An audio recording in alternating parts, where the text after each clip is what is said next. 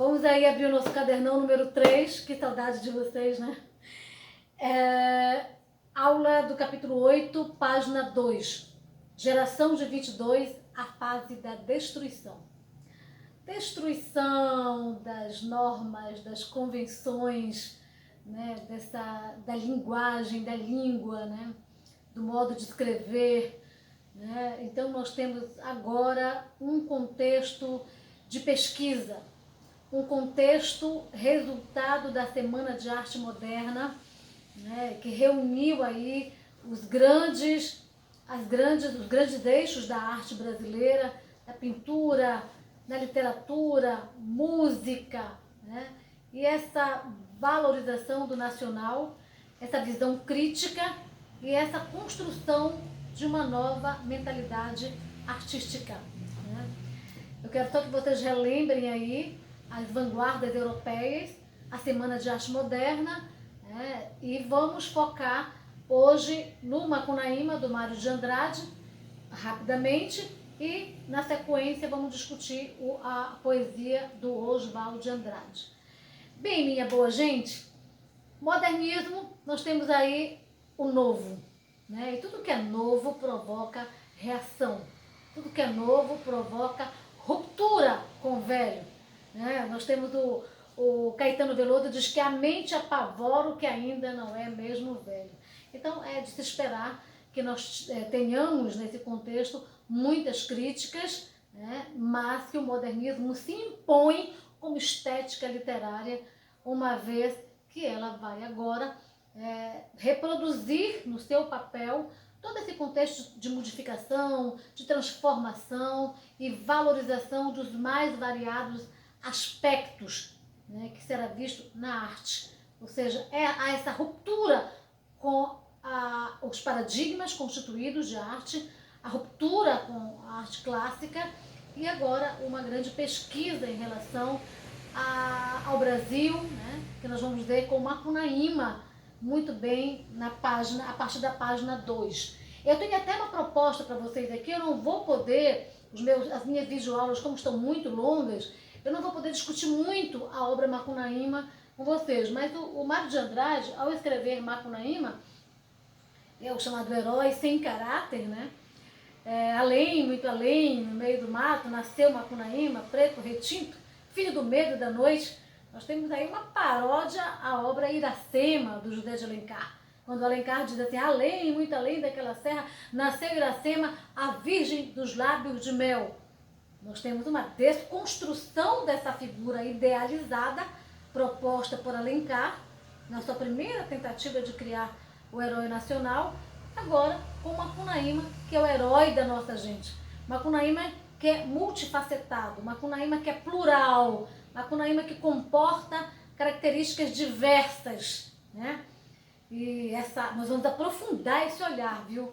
Vocês precisarão estudar a obra Macunaíma. Eu sei que quando vocês tomarem para ler, vocês dizem, mas Deus, que obra meio esquisita, né? No entanto, há de se convir que ela vai discutir os parâmetros daquilo que é agora o novo.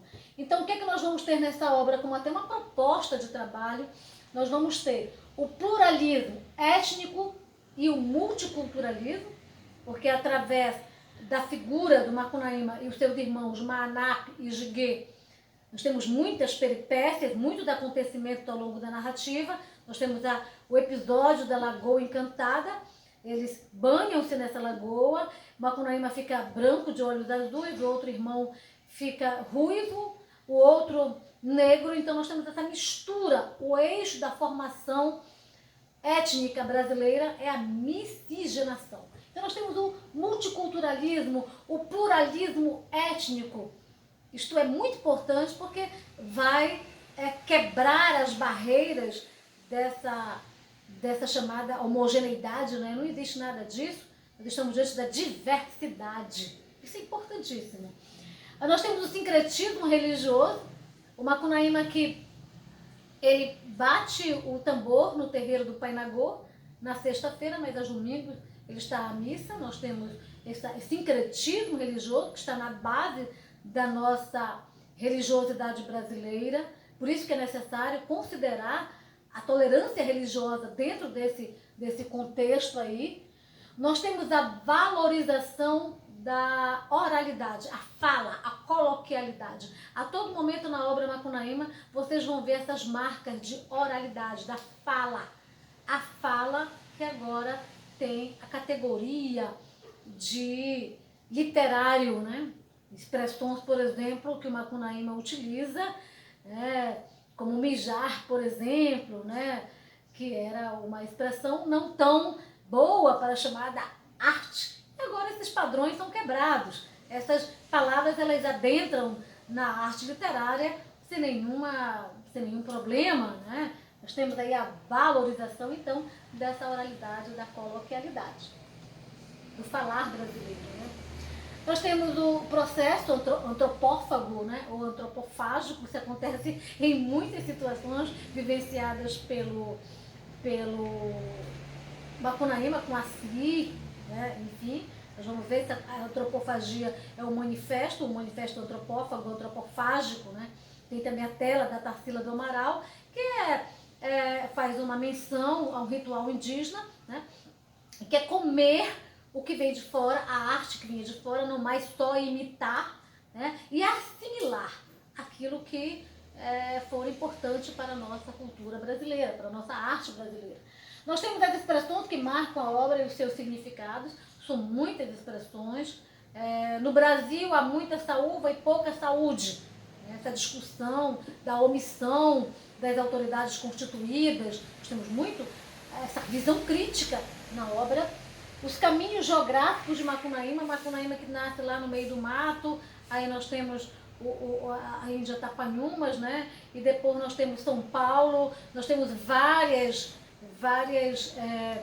espaços geográficos ali sendo representados numa velocidade e numa diversidade, como se estivéssemos visitando as várias regiões do Brasil. É um conhecer brasileiro, olhar para o Brasil, olhar para a sua cultura, olhar para a sua diversidade em toda a sua composição, seja ela étnica, seja ela geográfica, seja ela linguística, seja ela gastronômica, essa riqueza que forma o Brasil.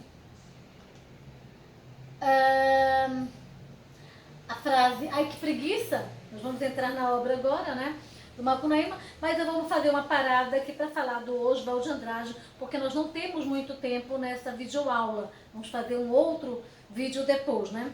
Então aqui na página